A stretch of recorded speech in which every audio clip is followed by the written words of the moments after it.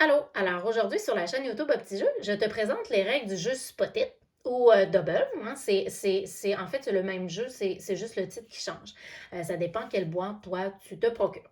Alors, les règles du jeu Spot-It, on est sous le thème du camping ici parce qu'il existe plusieurs sortes de jeux Spot-It avec plusieurs thèmes. Ici, on est sous le thème du camping en compagnie de l'expertise de la clinique Optineuron. Et moi, les règles que je vais te présenter du jeu Spot-It, parce que dans la boîte, il y a plusieurs façons de jouer. Moi, je te présente la règle qui s'appelle la tour infernale. Et c'est celle-là qu'on va utiliser pour les élèves qui participent au projet de recherche Jeu Métacogite. Donc, la tour infernale, ça fonctionne comme ceci. C'est vraiment pas compliqué. Alors, dans la boîte du jeu, on a un ensemble de cartes comme celle-ci. Et sur les cartes, comme tu peux voir, il y a plusieurs images. OK, en différentes grosseurs. Et ces images-là, elles reviennent d'une carte à l'autre. OK? Et quand on compare les cartes entre elles, il y a toujours une correspondance entre au moins une image. OK? Alors, par exemple, ici, si on observe cette carte-ci et cette carte-ci, il y a une correspondance qu'on peut observer. C'est la noix, le gland ici. OK? Donc, ce serait ça la correspondance. Si on compare cette carte-ci avec celle-ci, alors ce serait l'écureuil, et ainsi de suite. Il y a toujours une correspondance entre les cartes. Au début de la partie, regardez bien, on va faire un exemple comme si on était un joueur A, joueur B, joueur C. On met l'ensemble des cartes au centre, on distribue une carte face ouverte à chaque joueur, A, B, C, si on était 3 par exemple à jouer.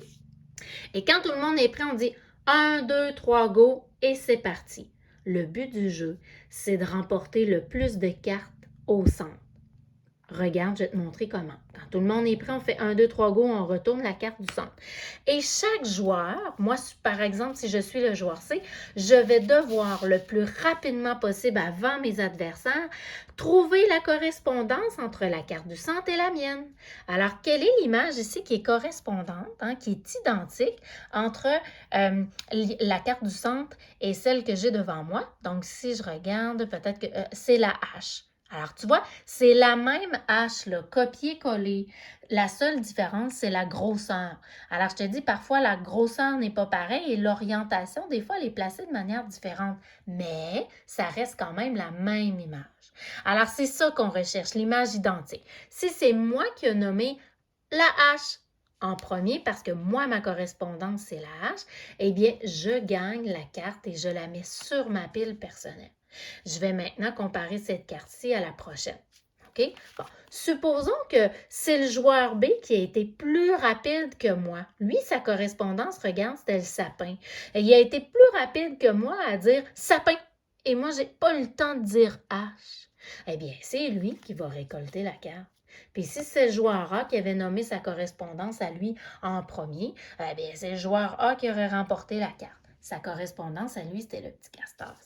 Bon, supposons que c'est moi qui le dit en premier. Je la récolte. 1, 2, 3, go, tout le monde est prêt, on reprend. Et là, j'essaie de nommer ma correspondance le plus rapidement possible. Et ma correspondance, l'image qui est pareille, c'est... Ben, coudonc, je trouve pas. Ah ben, franchement, elle est très évidente, c'est le gland. Alors, supposons que j'ai dit le gland en premier, je gagne la carte et on continue comme ça ici.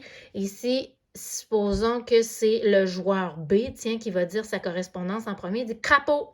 Eh bien, c'est le joueur B qui gagne et on continue jusqu'à ce qu'il n'y ait plus de cartes au centre.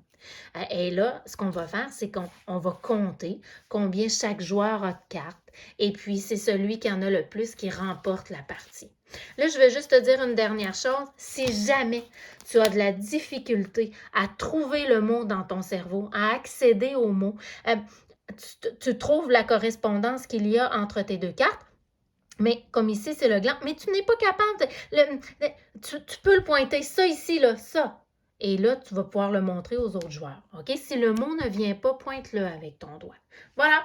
Alors, je te souhaite de super joutes au Juste Petite.